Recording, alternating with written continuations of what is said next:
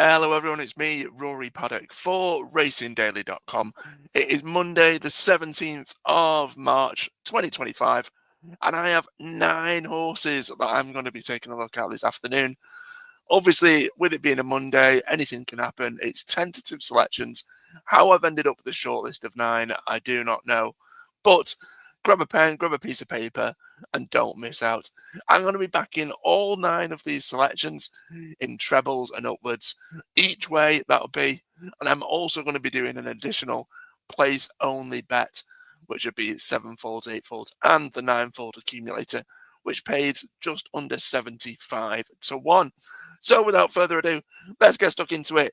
It's Monday, and it's time to bash the bookies and kickstart the week with a decent win or two. So first up, we're going to go to Wexford. There's a few selections in Ireland. I'm going to go to small doses. It's been heavily backed this morning. Currently, at the time of recording this, it is 8:15, 8:16 now, as I say that. It's been backed. It's Paul Nolan's selection. It's run 3 times. It's progressed with each of its runs. And I think now, at this level, it could finally get its head in front. Hopefully, with the money down, that's a good sign as well. And we should see the horse pick up its first ever career victory. Then where are we going to next? We're going to go to Southall, and we're going to go Gwenny May Gem, representing the Skelton team, is the current second favourite, I think. Let me double check the price. Current second favourite behind the Charles and Adam Pogson trained Harold de Marais. Harold de Marais is a course and distance winner, but it's got £20 in terms of weight that it's got to carry, more so than Gwenny May Gem. And I'm hoping, considering it's the Skelton team, they obviously had a relatively decent Cheltenham Festival. And if that form for the yard continues, then Gwenny May Gem could be the one to be on there in the second race on the card at Southall. We're then going to skip. We're going to go back to Ireland. We're going to go with Millie Up the Hilly. Nicely named horse there, running in the 302 at Down Royal, representing the yard of Gerald Quinn. Danny Mullins is an interesting jockey booking. Horse finished second last time out just over a month ago. That was a decent performance at Ayr, where it did far better than expected. It ran at, I think it was 40 to 1 that day and wasn't miles behind the eventual winner. Obviously, there's 20 runners in this lineup, so it's a tricky one to decipher. But I think it's got a decent enough weight. Still in handicap company. Again, it's a maiden, but whether or not it can go close once again, I think that's fair enough. The horse is an each way bet to finish in the money. Looks a decent option. Sticking with Ireland, but going to their second meeting of the day, it's at Wexford. It's in the 320. It's the 4th race on the card. And I'm hoping that Angus Jura for the Gordon Elliott team could go well. Finished 3rd when last seen. In fairness, that was only 5 runners. But I think what's really made me sort of sway with the horse is the fact that he's in a handicap here. Obviously, represent big time connections, big time owner. Jordan Gainford's more than capable. There's the 11 runners. Can this horse finish in the top 3? I think that's fair enough. It's currently around 11 to 1, so it's a decent price. The top 3 in the betting are way ahead in terms of the market. I think they're at 9 to 4, 7 to 2, and around 4 to 1. Those 3 horses. Then the next is our selection at 11 to 1. It only takes 1 or 2 of the perhaps main protagonists to falter, and I'm hoping that Elliott's charge can swoop in and do the business. We then come back over to the UK. We're going to go to Southall in the Midlands and South Omo Zone. Now, the horse was really well supported last time out, but it ended up being pulled up. I think it had won its previous 2 races. So, like I said, it was well fancied when it ended up going to, where did it ended up running now? It was running at Exeter. That was in a Class 4 novice hurdle event. Still in that grade, still in Class 4, still in the novice sphere, but represents Ollie Murphy. That yard tend to start to do quite well after Cheltenham, and they tend to have quite a lot of their horses aimed at entry. Obviously, this horse isn't going to be running in Liverpool, But if the yard are going to try and start to fire, this could be the time to strike. The horse was really well regarded prior to its last run. If we just ignore that previous run, forgive it that sort of poor performance, pulled up was no major issue, I don't think, in terms of what came out of the yard afterwards. So if we can ignore that and it can get back to winning ways, then South Omo Zone looks a decent shout, currently around 11 to 2. Again, if we're going to be backing them each way, then that's a fair enough bet there. We're going to go back to Ireland.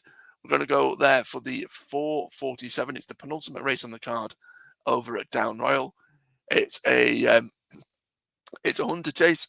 Big interest is the red hot favourite. That horse I actually fancied to run well at Cheltenham, but ended up missing that meeting. But he's been pretty disappointing in his last two starts. I'm happy to take on the favourite. And beg to differ, as attracted market support was around 8, 9 to 1. It's now nearly halved in price at around 11 to 2. Represents Ender Bolger, who's absolutely master when it comes to horses like this. Obviously has JP McManus silk, so he's obviously very well bred. He's only running its 2 pointer points previously, finished, I think it's second and fourth respectively. Those look like solid point to point efforts. First run over under rules, albeit in this hunter chase. And I think that's the one, considering it's not got many miles on the clock, that could take a serious step in the right direction and could be a solid horse for the future. Beg to differ. My tip there in the 4:47. Back to Southall, and we're going to go to their, I think it's their last race on the card, the 5:15. And Trevor's Lad has been backed, heavily backed into favourite now. It's around 3 to 1. Caelan Quinn, promising jockey, jumps aboard. It is a conditional jockeys hurdle contest. So Caelan Quinn, I think, is a very decent shout if you're going to look for sort of jockeys that still come under the sort of conditional banner. But I imagine in that jockey's going to be shaking off any sort of like apprentice conditional tag relatively soon. How well he's doing on the track. Finished third last time out. Seems to be a horse on the up. Looks a really weak race. Wouldn't have to be any sort of superstar to win that. So I think Trevor's Lad has probably deserved the support in the market and should go well. Then we've got two selections on the all-weather this evening, both at Wolverhampton. First is in the 6:30. I'm going to go for Le Quinto. Interesting jockey booking with Ross Ryan in the saddle. Former course and distance winner, currently around 11 to 2. Has been attracting a bit of market support from 13 to 2 earlier this morning / last night. Hasn't won for quite a while. It's certainly not prolific by any stretch of the imagination. Tends to do quite well on the turf at Windsor, but has won here at Wolverhampton before. Won off marks in the 80s, so 83, 83, 88, and 82 was his last winning mark. Hasn't won since June 2023, but it's not, I wouldn't say it's over the hill, it's only the age of 8. Interesting jockey booking, Ross Ryan. Hopefully, a horse on a very attractive mark. Great jockey on board. Should be able to return to the winner's enclosure later this evening. And then finally, in the last race on the card at Wolves, we're going to go with Zamati. Represents Jim Goldie. Again, another with an interesting jockey booking. Rab Havlin's booked for the ride. Former course and distance winner. Returned from 120 odd days on the sidelines and went well here to finish 4th of 9. Should come on leaps and bounds for that performance. Again, another horse that's not the most prolific, but has won here before. Won off a mark of 60. Runs off a mark of 48 tonight. Again, decent jockey booking. Top yard. Yard are going relatively well. I think they've had 3 winners in the last 2 weeks from only 9 runners. So, yeah, plenty in its favour. Decent bottom weight as well. I think it's 10 on the race card out of 10, so it doesn't have much of a weight to burden. So Zamati, another that has a great chance. Those are my selections. I want to be backing them in trebles, 4-folds, 5-folds, upwards, all the way to the 9-fold. Backing them each way, obviously. Hopefully we can get a few combinations in there. Another bet that I could recommend that not every bookmaker does, but is a Union Jack bet. But you'll have to make sure that your more fancied horse goes right in the middle. Your second most fancied horses go in places 1, 3, 7, and 9. And your 4 least fancied horses of the 9 go in places 2, 4, 6, and 8. That makes sense if you placed that bet before. If not, give it a Google. It's relatively self-explanatory, and it's certainly worth a decent decent sort of bet if you've got so many horses in terms of 9. I'm also going to be placing another bet. If you've seen me do these before, I'm going to be doing a place bet only, where we've got all those horses there. I do them with Paddy Power to finish in the top X amount of runners, all the way down, as you can see there, small doses to finish in the top 4, all the way down to Zamati to finish in the top 4, all the different prices. Those were correct as of about 7:50 this morning, so about 20 odd minutes ago, half an hour ago. The accumulator pays just under 75 to 1.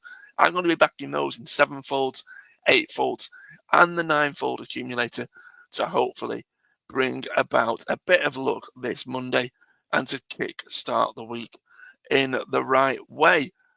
I've been Rory Paddock for Racing Daily. Remember to give this a like, a share, put your comments below. Who are you backing today? I know it's a lot of horses to get through on what's a Monday after what was an absolute nightmare for most punters last week at Cheltenham. But yesterday I was able to pick out a couple of winners at the Curragh.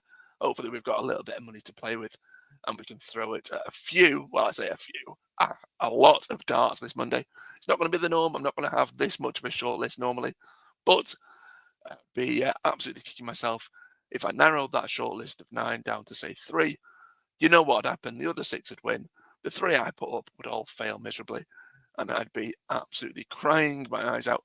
So hopefully we don't do that today. We've ended up with 9 winners. We break the bank. We end up paying off our mortgages and the rest, and that wouldn't be a bad start to the week.